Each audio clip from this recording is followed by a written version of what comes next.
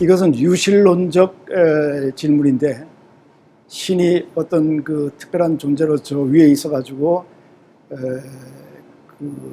자기 존재를 드러내지 않고 있다, 이런 식으로 이제 물어보는 것 같은데, 요즘 상당수의 그 신학자들은 그런 의미의 신을 믿지 않습니다. 제가 잘 알고 있는 그 카나다 연합교회 어느 목사님도 나는 무신론자다 하면서 교회를 치리하고 있어요. 근데 그 무신론자다 하는 말은 저 위에 있는 그런 하나님을 자기는 인정하지 않는다는 뜻이에요. 그런 그 하나님을 인정하지 않으면 왜 그 하나님이 자기를 드러내지 않느냐, 또 그 하나님을 증명하라, 의미가 없는 얘기가 되는 거죠. 그러니까 상당수의 신학자도 종래까지 가지고 왔던 그런 신에 대한 관념, 신에 대한 생각을 그대로 받아들일 수가 없다고 보는 거죠. 그래서 제가 잘 아는 그 존 쉘비 스퐁이라고 하는 성공의 주교예요. 신부님인데, 그 신부님도 기독교가 지금 새롭게 태어나려면 이런 그 유실론적 생각, 그러니까 저 위에 계시는 하나님, 이런 그 하나님 생각을 버려야 된다는 거예요. 차라리 그 하나님이 내 속에 계시는 하나님, 이런 식으로 생각을 해야 된다는 거죠. 신은 내 안에 있는 신이어야 한다라는 말씀을 조금 더 이해하기 쉽게 말씀해 주실 수 있나요?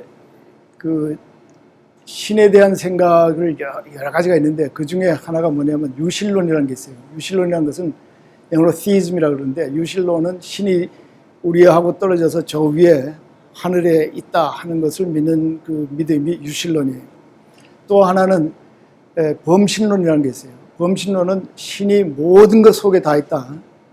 자, 이런 꽃이 피는 것도 저게 신이 있기 때문이고, 근데 내 속에도 신이 있다. 그러니까 이 두 가지 극단이, 하나는 신의 초월, 하나는 신의 내재, 이 둘 중에 왔다 갔다 하는데, 이 둘을 합한 게 있어요. 그거를 theism하고 pantheism 중간에 panentheism이라는 게 있어요. 우리말로는 만유제실론, 이렇게 번역을 하는데, 신은 초월이며 동시에 내재다. 내재면서 동시에 초월이다. 이게 상당수 철학자들이나 오늘날 많은 신학자들이 받아들이는 신관입니다. 그렇기 때문에 저 위에 따로 떨어져 있는 신, 그 신이 자기를 존재를 뭐 증명해야 된다, 그 신이 왜 이렇게 하느냐, 그건 의미가 없는 질문이에요.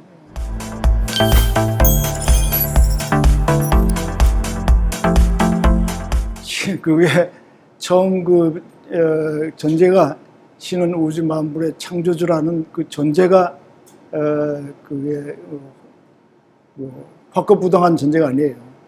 그러니까 그걸 증명할 필요도 없는 거예요. 그러니까 신이 이 세상을 만들었다 하는 것은 기독교의 하나의 교리지, 그것이 일반적으로 받아들일 수 있는 어떤 그 확고부동한 진리 자체가 아니니까 그걸 증명할 필요도 없는 거고. 그러면 선생님께서는 세상이 어떻게 만들어졌다? 모르죠. 그거는 신비예요. 그 신비적인 것을 신비로 남겨줘야지, 인간이 이렇게 뭐 저렇게 해가지고 나는 확실히 안다, 이거는 인간의 오만이에요.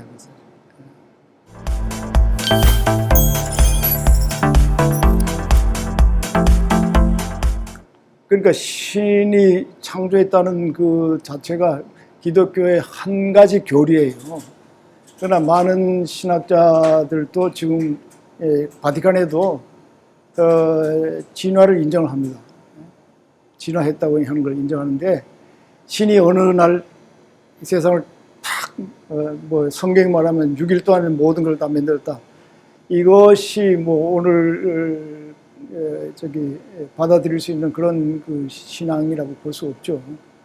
그러니까 진화가 된 몇십억, 몇백억 년 동안에 이제 진화된 과정에서 이게 생겼다 하는 건데, 그거는 종교의 영역이 아니라 과학의 영역이에요. 그러니까 과학의 영역에서 주장하는 것을 종교의 그 권위로다가 그건 안 된다, 이렇게 말할 수가 없는 거죠. 과학은 과학대로 놔두고 종교가 자기가 믿고 싶어서 그런 신이 존재해가지고 그런 신이 이 세상을 탁 만들었다. 믿고 싶으면 믿어도 돼요. 그러나 믿겨지지 않는 경우가 더 많은 거예요. 진화론과 창조론 이 두 개는 화합을 하거나 접점이 없는 거겠네요. 소위 요즘 그 창조과학이라는 사람들이 창조론을 얘기하고 진화는 안 된다. 뭐 둘 다 이제 이론에 불과하다 그런데 창조과학이라는 것은 제가 보기에는 과학도 아니고 종교도 아니에요. 그 과학이라는 것은 여러 데이터를 다 모아가지고 그 데이터에 의해서 어떤 추론을 하는 거예요. 결론도 아니에요. 추론이에요. 과학 논문엔 A theory라고 그러지 the theory라고 그러잖아요. 하나의 이론이에요. 그러니까 이런 데이터를 모아가지고 하나의 이론을 만들어내는데 창조과학은 뭐냐면 결론 먼저 만들어 놓고 거기에 다른 재료들을 막 거기다 끼워 맞추는 거예요. 그러니까 진정한 의미의 과학이라고 말할 수 없어서 창조과학이라는 사실은 과학이라고 볼 수가 없어요. 그런데 이제 요즘 새로 나오는 이론 중에 상당히 많은 사람이 설득력이 있다고 보는 것이 소위 디자인이라고, 이 세상에 보면 뭔가 디자인이 되어 있으니까 디자이너는 있을 거다 뭐 이렇게 보는 거예요. 그러니까 디자인이 하루에 탁 있는 게 아니라 디자인이 이제 여러 가지 속에서 이렇게 디자인되어 있는 것을 발견할 수 있다 뭐 이렇게 봐서 그것이 창조론과 진화론의 중간점이 아닌가 이렇게 보는 사람도 있긴 있어요.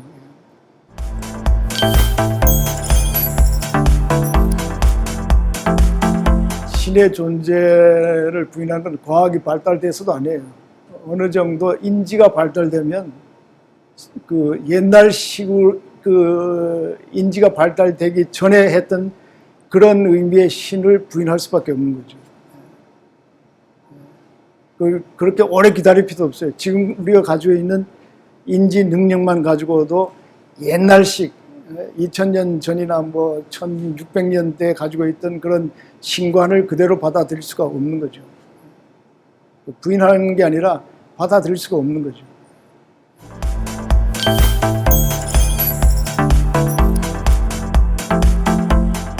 이것도 신의 존재를 전제로 하는 얘기예요.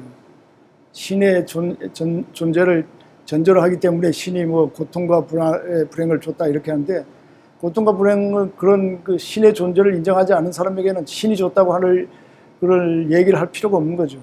그런 고통과 불행, 이것은 인간 스스로가 만들어낸 인간의 역사입니다.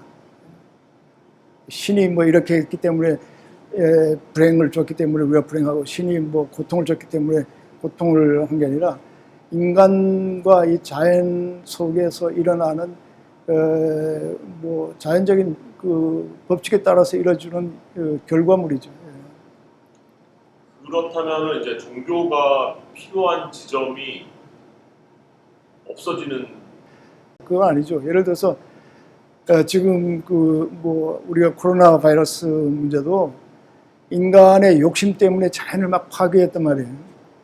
자연을 파괴하면서 우리가 이런 고통을 당하는데, 신이 우리에게 준 게 아니라 인간이 자초하는 거예요. 그러니까 이런 것이 일어나지 않기 위해서는 우리가 욕심을 줄여야 된다. 우리가 서로 미워하면 안 된다. 이런 것은 우리 스스로가 잘 서바이브하기 위해서, 생존하기 위해서 필요한 도구들인데, 이런 도구들을 종교에서 주는 거예요. 그 자체가 나쁜 건 아니니까. 그러니까 제가 강조하는 그 심층 종교에서는 이런 걸 강조하는 거예요. 내가 잘 되기 위한 게 아니라 우리가 모두가 같이 잘 살기 위해서는 적어도 서로 사랑을 해야 된다. 서로 미워하면 안 된다. 또 나만을 위해서 살면 안 된다. 이런 것들이 이제 종교에서 가르쳐주는 그거죠. 그거는 더 큰 전제에서 나오는데, 그건 뭐냐면 우리가 모두 다가 하나라기 때문에. 더 큰 존재는 뭐냐면, 기독교적으로 말하면 우리가 다 같이 하나님의 자녀이기 때문에, 기독교적으로 말하면 하나님의 형상, 이마고 데이라 그러는데, 하나님의 형상을 가지고 있는 그런 그 형제 자매이기 때문에 우리가 서로 상관. 이런 건 종교에서 주는 아주 좋은 그 교훈이에요. 그러나 제일 나쁜 건 뭐냐면 종교를 믿으면 잘 살고 종교를 믿지 않으면 못 산다. 이거는 말이 안 되는 거예요.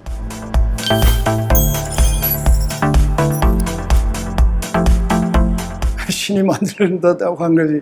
거기에 어디에 나와 있어요. 그게. 그건 벌써 이 가톨릭 신앙이라고 하는 것을 전제로 하는 질문이기 때문에 저 같은 사람한테는 그런 질문이 성립이 안 됩니다. 사실은. 신이 없는데 무슨 신이 뭐 히틀러를 만들고 뭐 스탈린을 만들고 그렇게 했어요. 신이 없다고 생각하시는 거예요? 저는 기독교에서 말하는 그런 식의 신은 있을 수 없다고 하는 거예요. 그럼 어떤 신이? 신은 뭐 우주의 생명력이라든가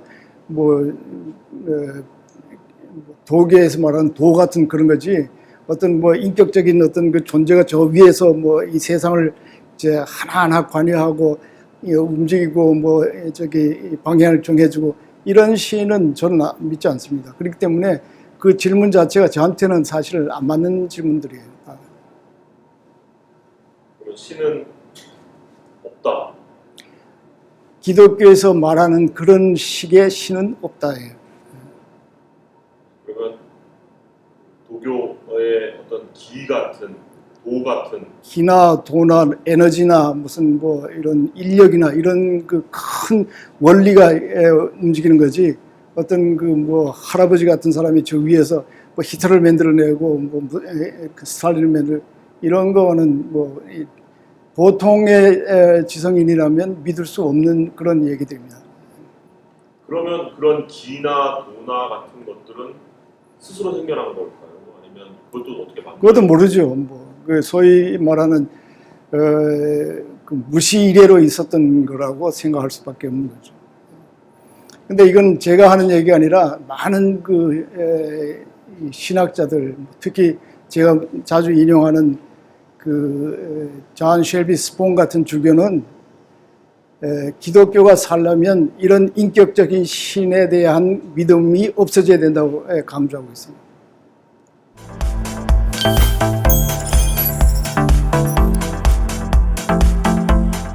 인격적인 신이 뭐 있어가지고 우리의 찬양을 받고 우리의 뭐 그런 거를 상상할 수 없죠. 신이 우리에게 왜, 신이 완전하다 그러면 우리의 찬양이 필요한 거 아니잖아요. 기독교적으로 말하는 그 완전한 신이라는 것만, 그런 개념만 가지고도 우리가 찬양할 필요가 없는 거예요. 우리가 무슨 뭐 제사를 지내야 그 신이 뭐 마음 놓고 뭐 잠이 든다, 뭐 이런 상상은 오늘 같은 시대에는 그 맞지 않는 얘기예요. 그리고 신이 있으면 왜 고통이냐, 이것은 기독교 신학에서 가장 큰 문제예요. 그게 소위 말하는 신정론이라고, 영어로 theodicy라고 해가지고 신이 언제나 올바르다 하는 것을 증명하려고 그러는데 신학적으로 그건 증명이 안 됩니다. 그래서 지금 많은 신학자들은 소위 말하는 관여하는 신, 인터벤셔니스트 가시라고 그러는데, 관여하는 신으로서의 신을 인정하지 않는 거예요. 그런 신이 있다면 왜 이제 말했지만은 뭐 히틀러나 뭐 그런 그 독재자가 생기고, 왜 세월호 같은 그런 사건이 생기고, 왜 전쟁도 나고, 그러니까 그런 신에 의해서 이 세상이 움직인다 하는 그런 생각은 이제는 성립이 되지 않는다고 믿는 거예요. 미안합니다. 이게 이병철 회장이 한 얘기를 이런 식으로. 그러니까 이분은 기독교의 신관을 그대로 받아들인 거예요. 그러나 존 쉘비 스폰 같은 사람은 유실론의 종말을 얘기해요. 그게 기독교가 새로운 종교로 거듭나려면 그런 유실론적 사고방식을 청산해야 된다는 거예요. 영어로 Demise of Theism이라고 해가지고 그 사람이 쓴 책 내내 모든 것에 다 그런 얘기를 합니다. 인간의 자유의지에 관련해서는 어떻게 생각하십니까? 그러니까 신의 영광을 위해서 살아야 하는 자유의지라면 그런 자유의지는 너무 슬픈 거 아닌가 하는 질문입니다. 그러니까 신의 영광을 뭐 한다는 건 다 기독교에서 나오는 그 교리적인 얘기예요. 그러나 요즘은 그 교리 자체가 진리가 아니에요. 교리라는 것은 주어진 환경 속에서 주어진 이 시대에 이 세상을 설명하기 위한 하나의 그 이론이지 그 자체가 진리는 아니거든요. 그러니까 시대가 바뀌면 교리도 바뀌어져야 되는 거예요.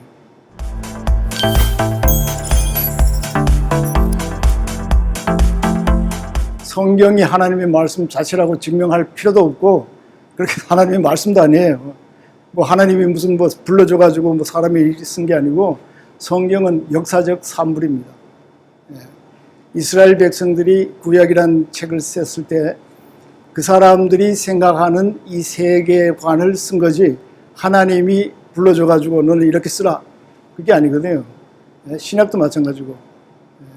그러니까 성경을 뭐 많은 사람들이 저 하늘에서 가죽 뚜껑을 하고 금박을 해가지고 툭 떨어진 거라고 생각하는 그런 경우가 있는데 성경은 어디까지나 역사적인 산물이에요.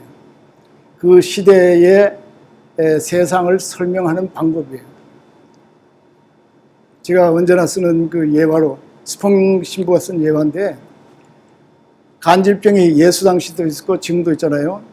그러나 그 간질병을 설명하는 방법은 그때는 이 귀신이 들어가가지고 간질병이 걸린다고 그랬어요. 악귀가 들어가요. 그러나 요즘 그런 설명을 그대로 받아들일 사람이 어디 있어요? 간질병은 뇌에서 무슨 이상이 생겨가지고 생기는 거지. 그게 악신이 들어와가지고 우리를 간질병을 준다. 이런 얘기는 성립이 안 되는 거죠. 그렇기 때문에 세상을 설명하는 방법은 옛날 설명 방법이 있고 지금 새롭게 설명하는 방법이 있는데 옛날 걸 그대로 고집해가지고는 안 되는 거죠.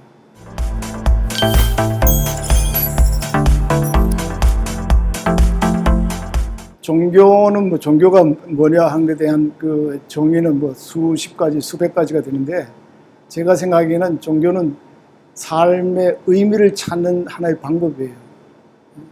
의미가 없으면 삶의 가치가 없어지잖아요.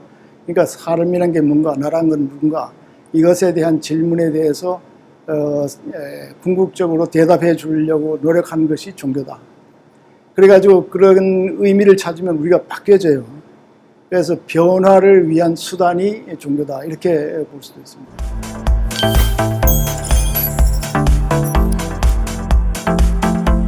글쎄, 기독교에서는 이제 죽은 다음에 육체가 썩고 영혼이 남아서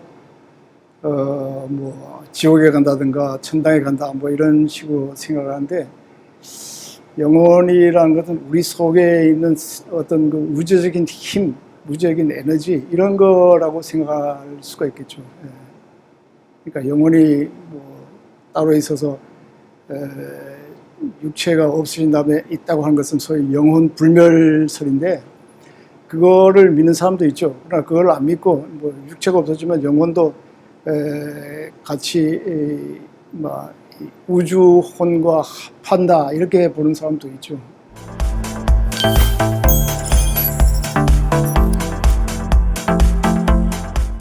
세계 종교를 보통 12개 정도를 뽑죠.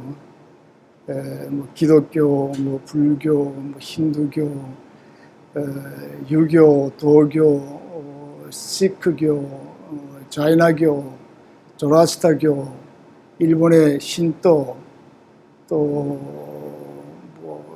하여튼 이슬람교 이렇게 해죠. 그런데 제가 언제나 하는 얘기는 종교를 이렇게 전통별로 나누는 것보다 종교를 이렇게 옆으로 나눠가지고 종교가 표층 종교가 있고 심층 종교가 있다 이런 얘기를 제가 주로 합니다.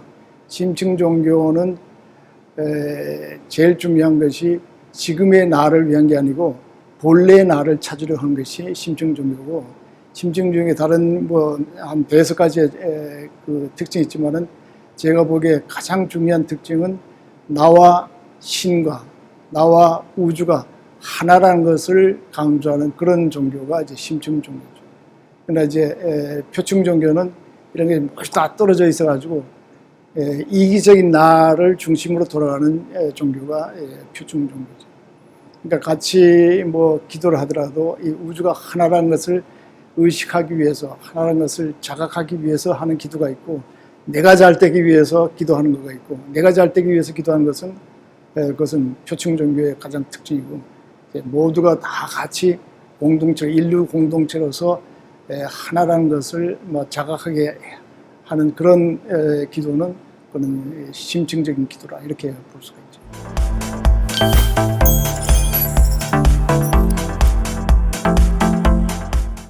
죽어서 어디로 가는 거는 모르지만은 구원이라는 게 꼭 기독교의 전유물이 아닙니다. 기독교는 기독교대로 자기가 구원을 받는다 그러고, 또 불교는 불교대로 어떤 그 궁극적인 그런 삶의 형태로 바뀐다 이렇게 보기 때문에 구원이 꼭 기독교에만 있다고 믿는 그런 사람들은 아주 보수적인 기독교인들 외에는 지금은 거의 없습니다. 거의 없다고, 적어도 그 지성인들 사이에서는 혹은 신학자들 사이에서는 거의 없다고 보는 것이 정확할 겁니다. 가톨릭 신학자들 중에 제가 손꼽을 하면 다 꼽을 수 있는데, 그런 분들도 기독교만 진리를 가지고 있다 이렇게 믿지 않습니다. 지금 선생님께서는 기독교와 캐톨릭을 같은 동일선상에 놓고 말씀하시는 거죠? 뭐 서양에서는 둘 다 크리스천이티예요. 근데 한국에서는 이제 개신교는 기독교라 그러고, 이제 그 가톨릭은 뭐 아니죠, 부교를 가톨릭이라 그러는데 뭐 같은 종교죠 결국은.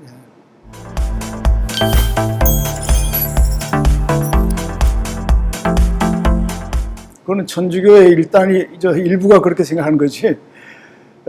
뭐 일반 그 가톨릭의 신학자라든가 뭐 일반 그 종교를 신봉하는 사람들이 그렇게 생각하는 사람은 없죠. 일부 뭐 가톨릭의 극단이 그렇게 생각합니다. 그게 이병철 그 회장은 그런 사람의 얘기를 들었던 모양이에요. 그러나 그 뭐 여러 사람의 얘기를 들으면 그런 사람은 일부라 하는 것을 알게 되는 거죠.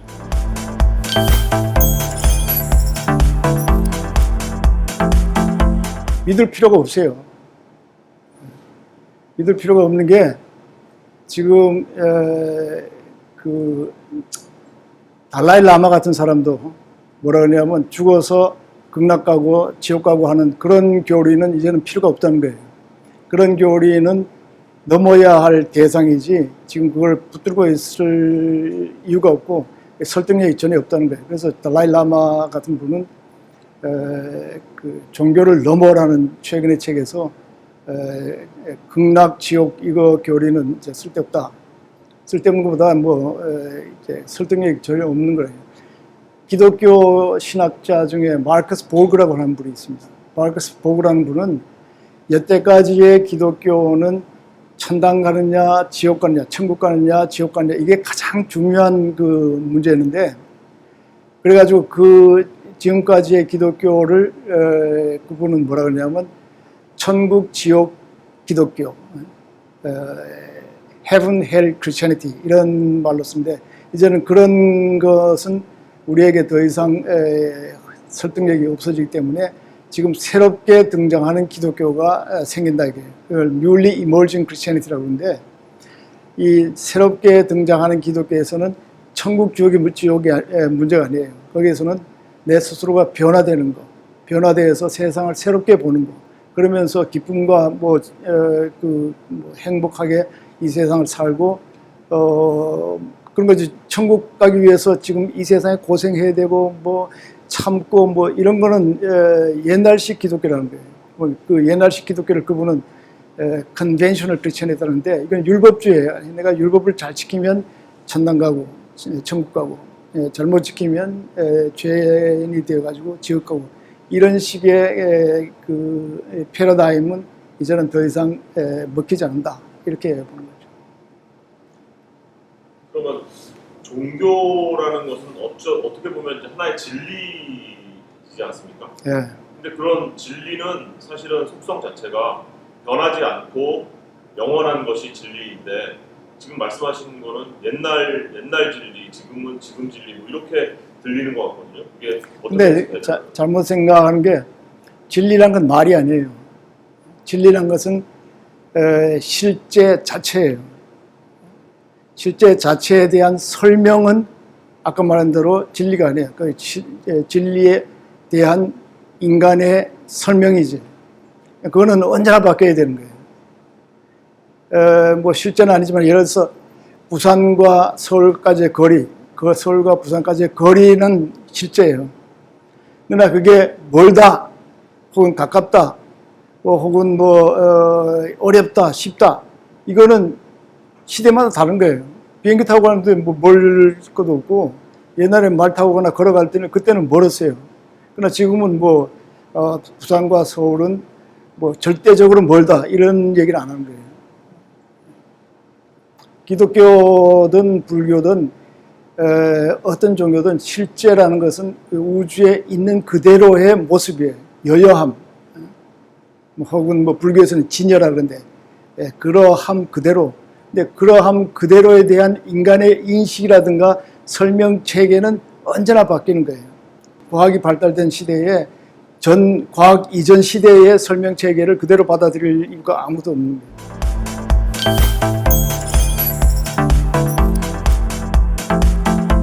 일반적인 신자들의 생각은 내가 착하게 살면 하나님께서 복을 줘가지고 잘 살게 되고, 내가 착하지 않게 살면 하나님이 벌을 줘가지고 못 산다, 이런 생각을 하는데 실제적으로 그렇지 않은 거예요. 실제적으로 거기도 말씀하신 것처럼 악한 사람이 더 잘 사는 수도 있고 착한 사람이 못 사는 수도 있고, 이게 신이 우리에게 상벌을 준다, 이런 생각이 이제 있었는데, 그런 것을 뭐라고 그러냐면 율법주의적인 생각이라고 합니다. 우리가 율법을 잘 지키면 그 보상을 받고 율법을 안 지키면 벌을 받는다. 소위 말하는 보상과 벌의 사상은, 그것은 신과 지금 연결될 게 아니에요. 착한 사람이 손님한테 착하게 하고 하면 장사가 잘 되는 거고, 악한 사람이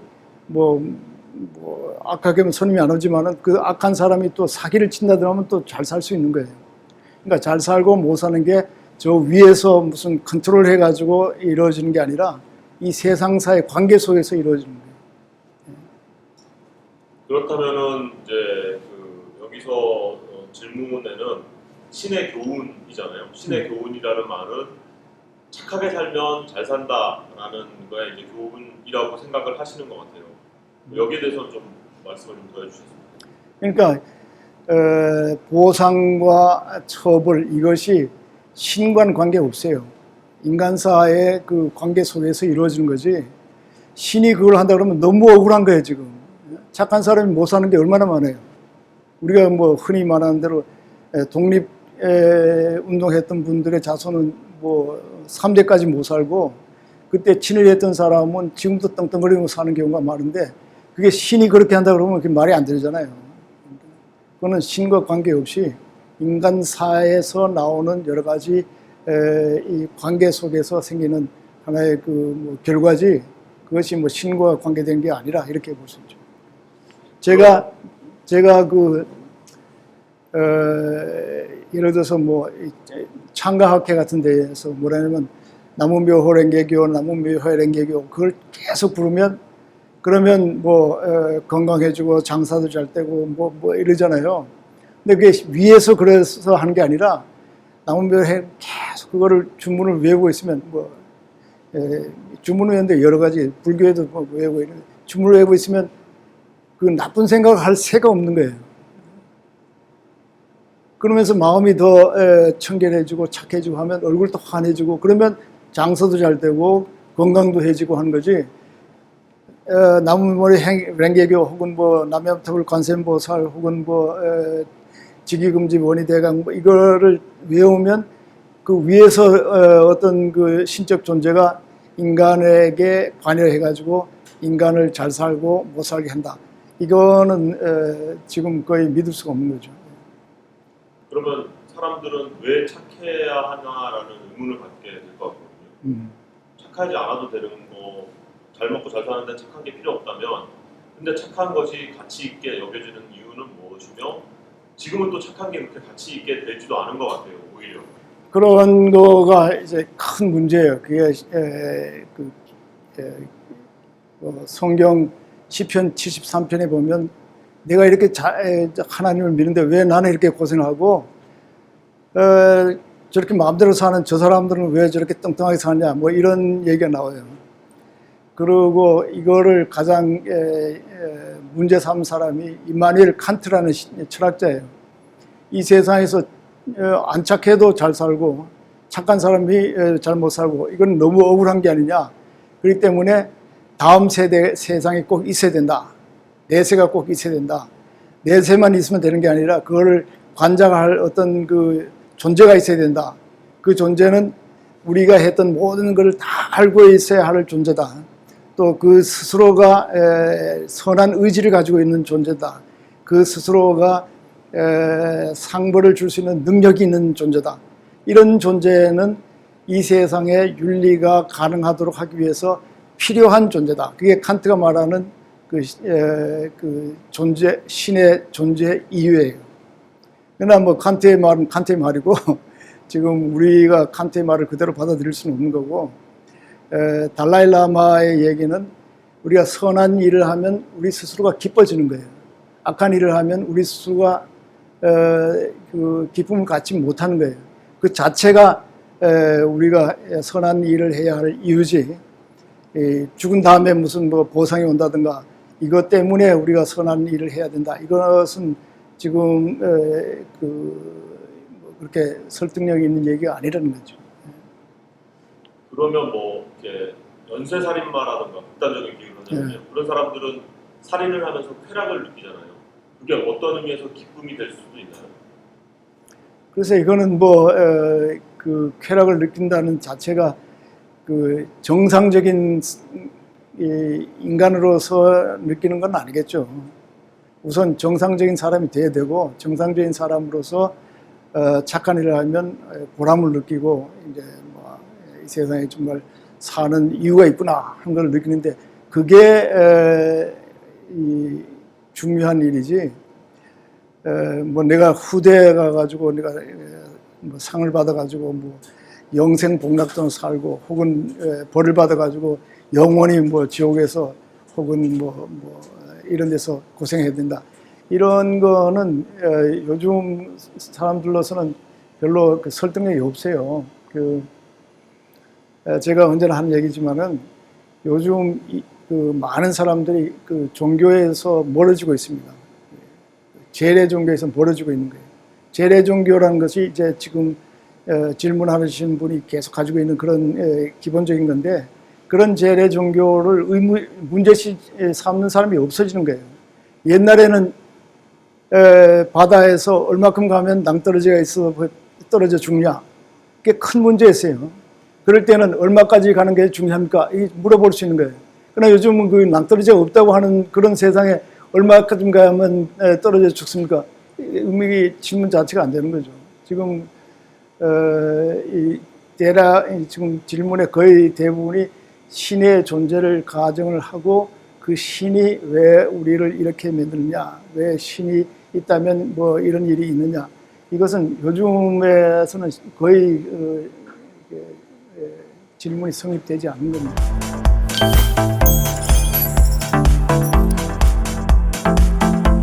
부자가 악인이 아니라 부자가 집착하는 게 문제예요. 돈에 집착하는 게 문제고 부자가 뭐 돈이 생겨가지고 뭐 자기다 먹고 자기가 선한 일을 하고 하면 그게 악인일 수가 없는 거죠. 근데 대부분의 부자는 돈 자체에 집착을 하는 거예요. 집착을 하면 딴 거 더 관심을 딴 데 돌 그 여유가 없어지는 거죠. 그러니까 그게 이제 문제예요. 진리니 선행이니 뭐 이런 거를 생각할 여유가 없이 그냥 계속 돈의 축적만 주 관심을 가지고 이 세상을 살아가면 그것은 뭐 정말 이 세상을 낭비하는 거라 이렇게 볼 수 있는 거죠. 이 한 삶을. 그러니까 그런 사람들은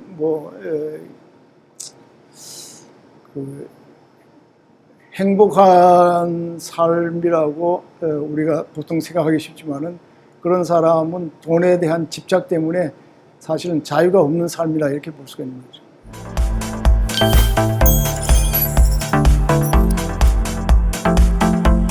그거는 문제 자체가 틀렸어요. 이태리도 99% 이태리건 뭐건 유럽은 기독교가 거의 없어진 상태입니다. 그래도 유럽이 딴 데보다 더 잘 살잖아요. 신을 믿는 벵글라데시 같은 그런 나라보다도 더 잘 살잖아요. 그러니까 신이 없어도 잘 사는 게 아니고 신이 없어야 잘 사는 거예요.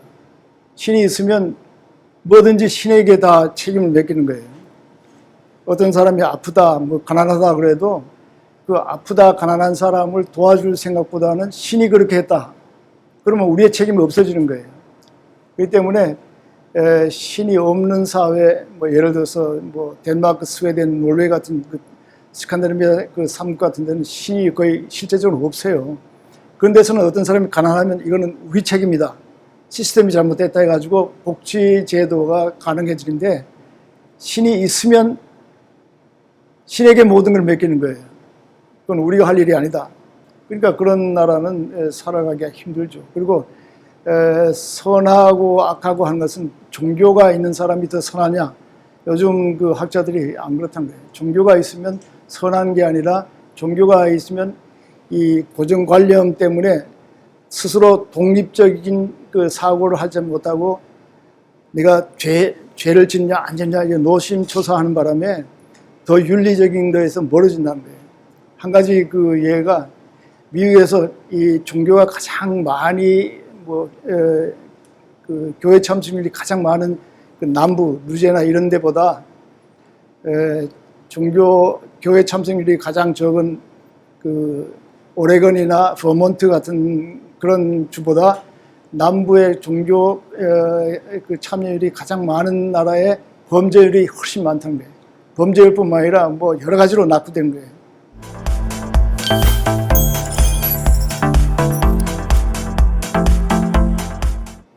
그게 폴 틸릭이라는 그 신학자를 여기서 얘기할 수밖에 없는데, 폴 틸릭은 종교는 뭐냐? 종교는 궁극 관심이라는 거예요. 영어로 ultimate concern, 궁극 관심인데, 공산주의자도 공산주의가 궁극 관심이에요. 그리고 종교를 믿는 사람도 종교가 궁극 관심이에요. 어떤 사람은 또 돈이나 사업이 궁극 관심이에요.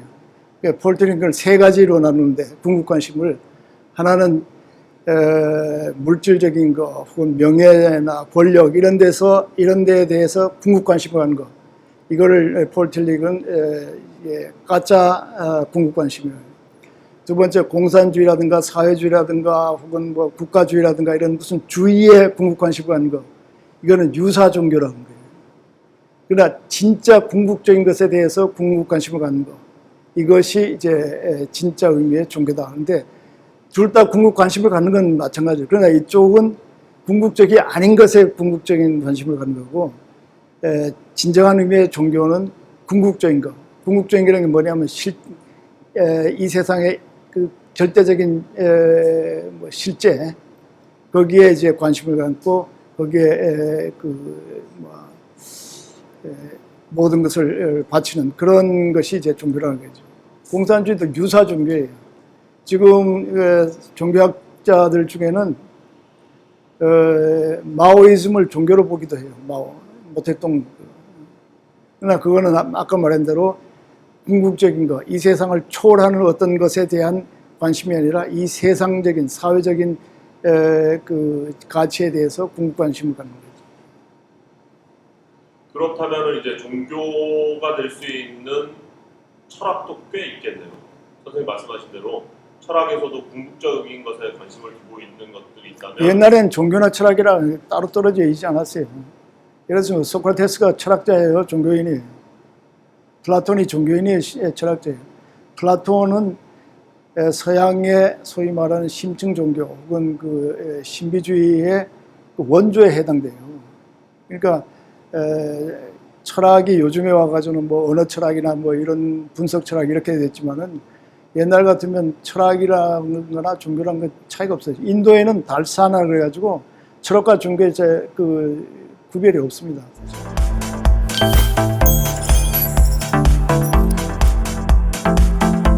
그 천주교나 그 공산주의나 공통점이 있어요. 뭐냐면 모든 사물을 이분법적으로 보는 거예요.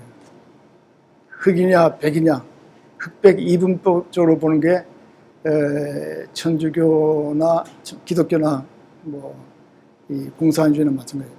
사실 공산주의는 기독교의 이 세속적인 변종이에요.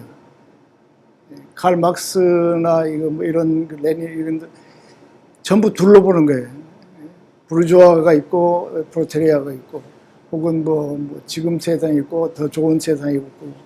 그런데 기독교가 공산주의를 받아들이기에 아주 좋아요. 그래서 제가 얘기하는데 이남이나 이북의 이남의 기독교인들이나 이북의 김일성주의나 공통점이 뭐냐면 세상을 둘로 나누어서 보는 거예요. 그러나 진정한 의미의 종교는 세상을 둘러보는 게 아니라 전부 다 관계되는 겁니다. 예를 들어서 내가 아버지다 하는 것은 내 혼자 아버지가 안 되는 거예요. 누가 있어야 되는 거예요? 아들이 있어야 되는 거예요.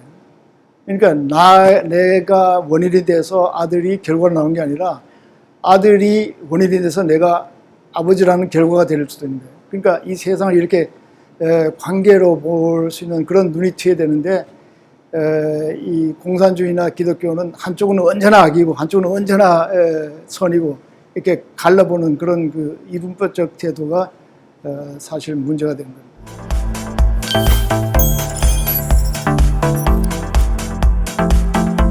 그러니까 기독교하고 관계없다니까요. 관계없을 뿐만 아니라 종교 때문에 비윤리적인 재는 경우가 많아요, 사실은. 이런 게 극단의 얘기지만은 미국의 경우 감옥에 있는 사람 중에 무신론을 주장한 사람은 1%도 안 돼요. 다 신을 믿는 사람들이에요. 그러니까 신을 믿는 거하고 범죄율하고가 신을 믿으면 범죄가 적어진 게 아니라 신을 믿으면 상관이 없거나 혹은 더 문제가 될 수 있는 거예요. 왜냐하면 다 용서받을 수 있으니까 나중에. 특히 기독교 신 같은 경우.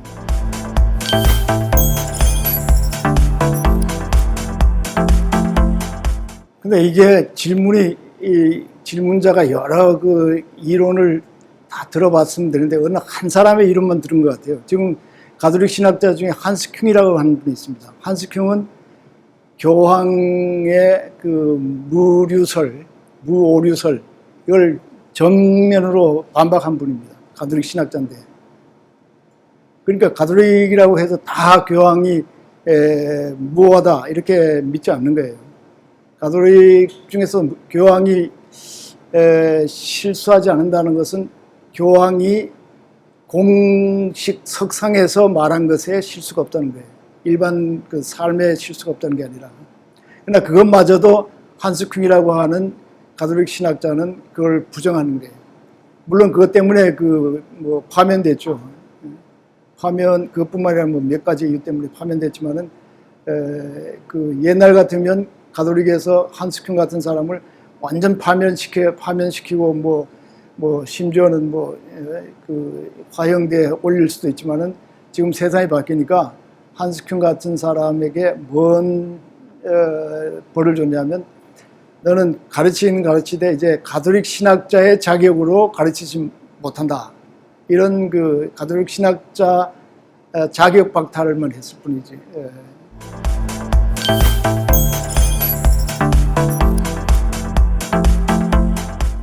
처음에는 독신이 아니었어요.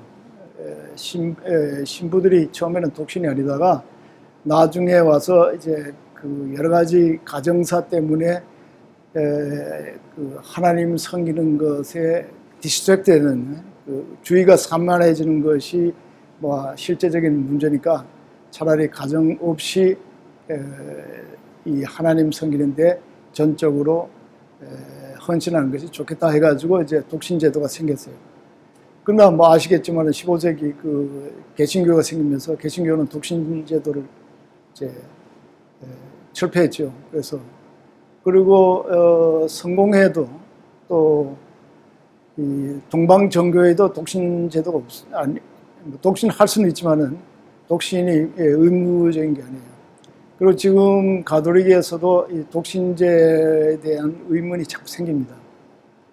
전에 이태리의 어떤 여자들 10명이 우리는 신부님을 우리의 남자로 섬기는데 결혼을 허락해 주십시오. 교황한테 그렇게 부탁을 했어요. 왜냐하면 허락을 안 해주니까 이게 계속 비밀로다가 우리의 관계를 유지하는데 이러지 말고 우리가 다 이걸 밝히고 생활할 수 있도록 해주십시오. 뭐 이렇게 청원하기까지 합니다. 신부님과 수녀님은 네. 천주교에서는 어떤 존재로 인식되고 있나요? 뭐 제가 가톨릭이 아니니까 모르지만은 뭐 아버지와 어머니로 생각하는 거죠.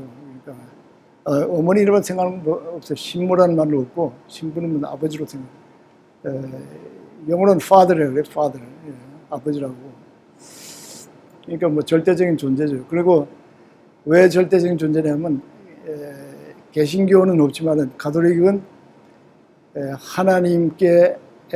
하나님을 대신해서 신도들을 치리한다 이렇게 보는 거예요. 그래가지고 절대적인 권위를 가지고 있는 거죠. 그러나 개신교는 그걸 버렸어요. 그래서 만인이 다 하나님과 직접적으로 관계를 가질 수 있다. 그러니까 만인 제사장직을 하고 가톨릭은 아니다. 제사장이 있어야만 우리가 하나님께 나갈 수 있다 해가지고 제사직을 아주 특별하게 보는데 신부님들이 그 제사직을 맡고 있다 이렇게 보는 거죠.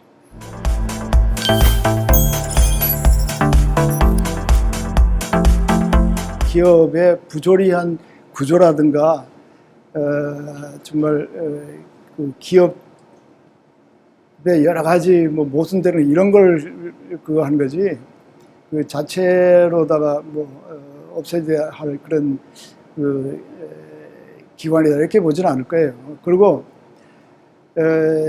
그분들이 뭐 자본주의를 부정하느냐 그런데 지금 자본주의가 그래도 지금 대처할 것이 없어서 그렇지 자본주의가 절대적인 선이라 믿는 사람들은 지식인들 중에는 없습니다. 자본주의도 이제 끝이 나고 좀 더 다른 체제로 이 세상이 바뀌어져야 된다. 지금 자본주의라는 거는 그 이익을 최대의 그 목표로 삼고 있잖아요.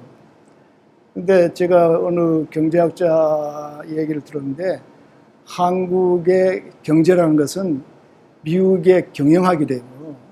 그건 돈 버는 것이 가장 중요한 거지 사람들이 아름답게 하나의 공동체를 이뤄서 같이 협력하면서 평화스럽게 사는 것을 목적으로 하는 그런 그 제도가 아니라는 거예요.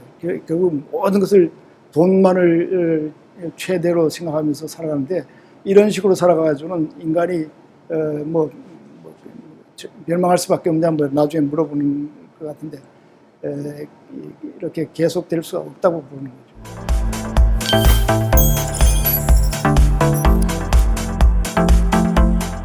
지구의 종말이 온다고 하는 것은 예수님 당시 이후부터 계속 있었어요. 지구의 종말이 온다, 지구의 종말이 온다. 특히 1000년이 될 때, 2000년이 될 때 지구가 종말이 온다, 이렇게 믿는 사람이 많은데 그런 식으로 지구가 어떤 초자연적인 힘에 의해서 지구가 종말이 오는 게 아니라 지금 생태적인 문제로 핵을 폭발시킨다든가 혹은 이 온실 효과라든가 혹은 이제 탄소 문제라든가 이런 것 때문에 종말이 올 수 있다고 하는 과학자들이 있어요. 이건 과학자들의 예언이지 종교인의 예언이 아니에요. 과학적인 의미에서 종말이 올 수도 있지만은 종교가 말하는 옛날식부터 세상이 끝난다, 세상에 예수님이 곧 온다, 이런 식의 종말은 저는 제 스스로는 안 믿습니다. 과학적으로는 가능한 거예요.